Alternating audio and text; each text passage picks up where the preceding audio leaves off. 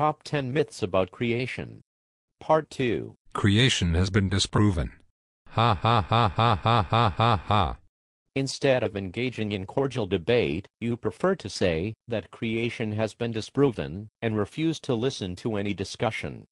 After all, you'd say, creationism is an old idea that has been replaced, for the most part, by evolution in schools, universities, and the media. We would say, instead, that evolution was disproven long before Charles Darwin came on the scene. How? The one who spoke everything into existence, told us how we created, and it wasn't over billions of years through natural processes. The real issue here is not one of proof or disproof, but of spiritual ramifications. If God is the creator, he is also the judge. Evolution not only gives people an obscure image of science, but allows many people a way to get rid of God. Seeing creation as being disproven helps them ignore the clear signs of a creator, as read in Romans 1, verse 20. Hey! You creationists are anti-science and anti-reason. You're setting up a straw man here. I see how much easier it is for you to vilify those who disagree with you, rather than to deal with their arguments. For this reason, you paint us as being against science, or wanting to drive science back into the Dark Ages, though we didn't really have anything to do with that. You can go to this link here to see why. The truth is that many creationists love science because they love God. As I have said before, nearly all branches of science were started by men that loved God and His Word, and believed they could encounter their Creator through amazing discoveries and finds on His earth. Exploring the universe means getting a glimpse into the amazing things God created. There are creation geologists, botanists, astronomers, chemists, physicists, and more who all love the work they do. On the other hand, creationists do attack ideas and frameworks that deny God's authority in place as creator. Most of these ideas stem from the belief of materialism, humanism, naturalism, or anything else denying God from the outset. Not meaning to be rude, but I believe people like you don't really know what science or reason is anymore. The Bible, in fact, commands us to, quote, demolish arguments and every pretension that sets itself up against the knowledge of God, as said in 2 Corinthians 10:45. We've repeated ourselves before. There's no evidence for creation at all. There's proof for creation right where you are standing, or you, watching this. Your seeing eyes, your understanding brain, the air around you, all testify to the ingenuity of our God.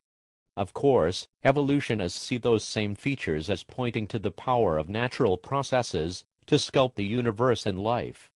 To them, such forces are sufficient to explain how we came to be. Evidence itself is simply evidence. It isn't an objective source of truth, and must be fitted into the overall picture we have of how things work. Whereas evolutionists see the layers in the Grand Canyon as showing millions of years, for example. Creationists see those same layers as a reminder of the recent global flood. Facts by themselves are meaningless. It's a matter of how you interpret these facts. Two people can come to two completely different conclusions about what they are seeing, but one of them has to be wrong. Some aspects of our universe, however, make much more sense in light of the creation account, including design features and reasons to think the Earth must be young.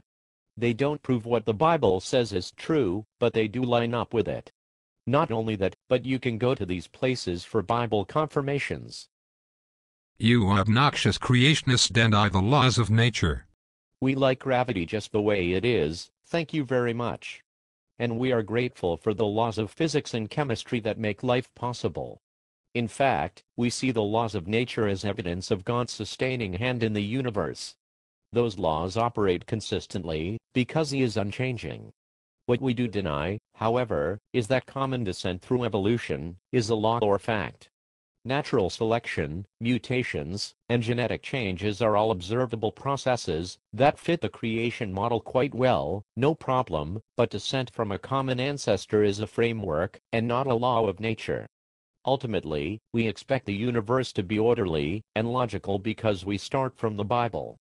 The laws of nature are not sufficient in and of themselves to create the universe and life. Instead, they point to the Creator. Just as my friend YouTube user Saul Rosenberg 84 says, "You creationists ignore the evidence for evolution. You are just denialists." Among your many charges leveled against creationists is the claim that we cherry-pick the data we like and ignore what we don't. However, as mentioned earlier, the evidence is not the issue, it's the conclusions that evolutionists make about that evidence. Creationist organizations do their best to address the most recent news reports, scientific research, and controversial claims.